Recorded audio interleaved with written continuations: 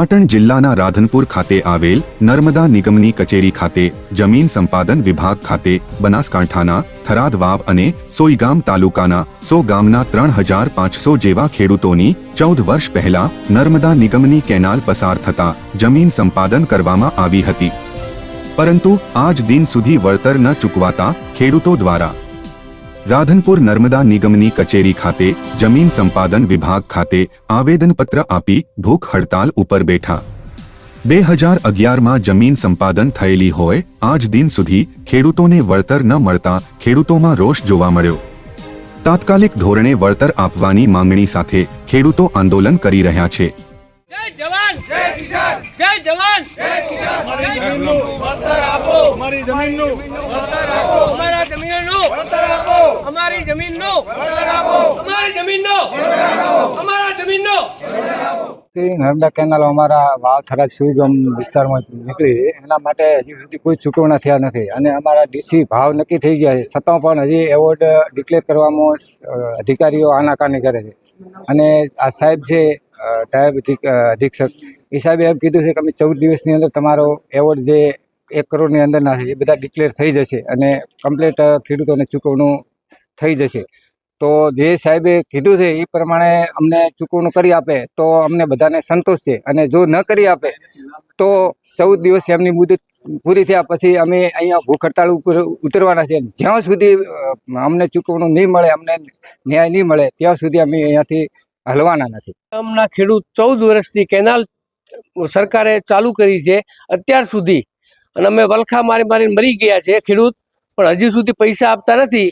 અને કલેક્ટર સાહેબે જે અમારા ભાવ નક્કી કર્યા છે એના હિસાબથી અમને સાહેબે એન્જિનિયર સાહેબે એમ કીધું છે કે 15 દિવસમાં તમને પૈસા મળી જાય।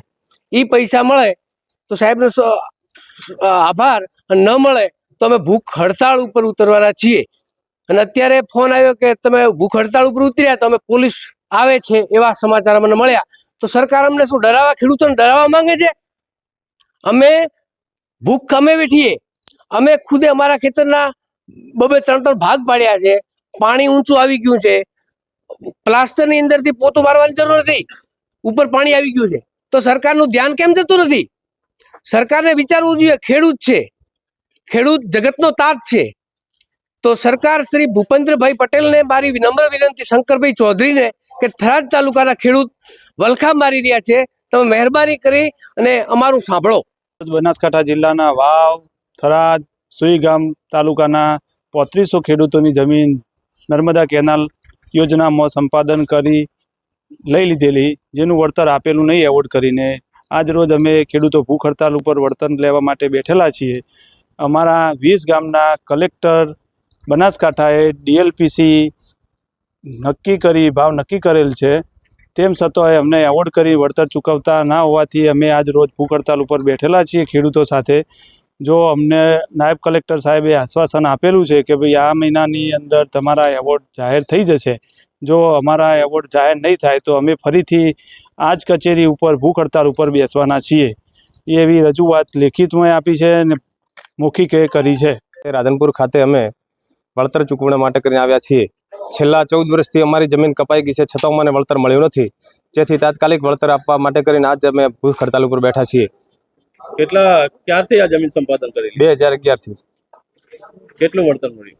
અમને વળતર તો કોઈ સામાન્ય એક તો સામાન્ય મળેલો છે। શું તમારી માંગ છે?